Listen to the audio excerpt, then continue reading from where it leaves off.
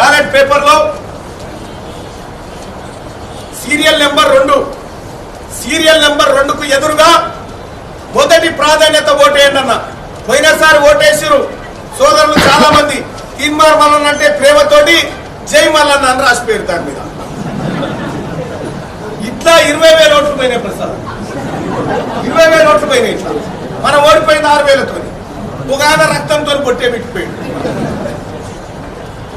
దయచేసి సోదరులారా, మనం చదువుకున్న వాళ్ళం, విఘ్నులం.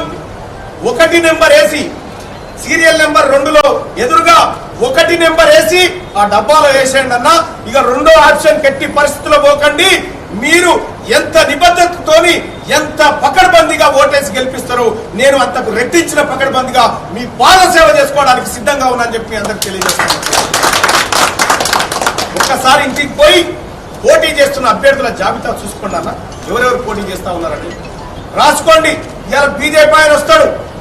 ఏం సంగతి?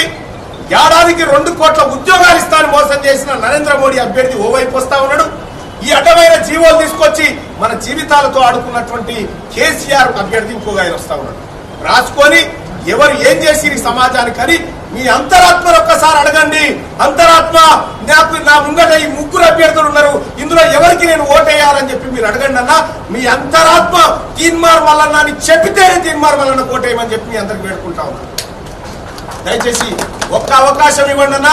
రాజకీయాల్లో సమూలమైన మార్పులు మీ పిల్లలకు తరానికి అందించే బాధ్యత మాది, కాంగ్రెస్ పార్టీ ఇండియా కూటమి అని చెప్పి మీ అందరికి తెలియజేసుకుంటూ ఒక్క అవకాశం ఇవ్వాల్సిందిగా మీకు, మీ కుటుంబ సభ్యులకు, మీ అందరికి కూడా పేరు పేరున నమస్కరిస్తూ సెలవు తీసుకుంటా ఉన్నా. ధన్యవాదాలు.